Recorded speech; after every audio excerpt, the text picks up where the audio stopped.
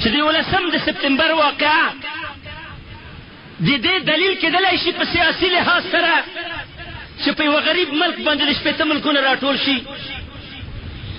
د 11 سپتمبر واقعه یو انفجار و چې په نیویارک کې وشو.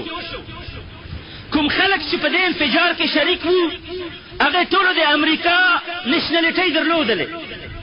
په امریکا کې د هغوی رزیدنټشپ جوړ وه، په امریکا کې اوسېدل، تعلیم یې په امریکا کې کړی وه، اسلحه یې په امریکا کې پیدا کړې وه، د پیلوټۍ ټریننګ په امریکا کې دوی کورسونه اخیستي وو، د اسلحې ټریننګ دوی هلته کړی وه، ایرپورټ یې د امریکې استعمال کړی وه، سیکیورټي د امریکې ورماته کړې وه.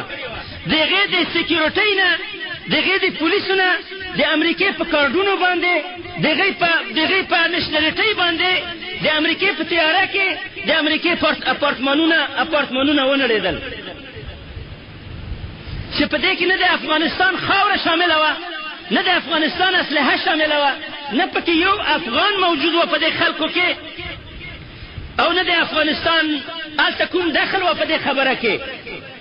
د دې خبرې انتقام امریکې باید د امریکې د سیکیورټۍ نه اخیستی وه چې تاسو ولې سیکیورټي ناکامه وه چې دا تیاره در ځنې پورته شوه.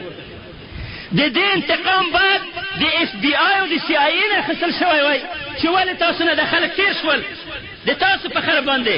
د دې انتقام باید د امریکې د ایرلاینونو نه اخیستل شوی وای چې دوی ولې سیکیورټي ناکامه وه، د امریکې په تیاره باندې د امریکې برج ونړېدله. د افغانستان مظلوم پکې څه ګناه وه چې په دې جرم په واسطه باندې امریکې افغانستان ته اعلان د جنګ کوي، او بیا یو ملک هم نه دنیا 80 ملکونه راټولېږي د امریکې د جنګ دپاره.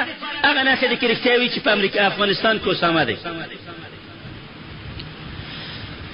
ملا عمر ورته وویل چې راشي اسامه زه اسلامي محکمې ته وړاندې کوم، هر څوک چې په دعوا لري په افغانستان کې د محاکمه قاضي د هغه حقوقو ته ورکوم، خو مسلمان کافر ته نه سپارم.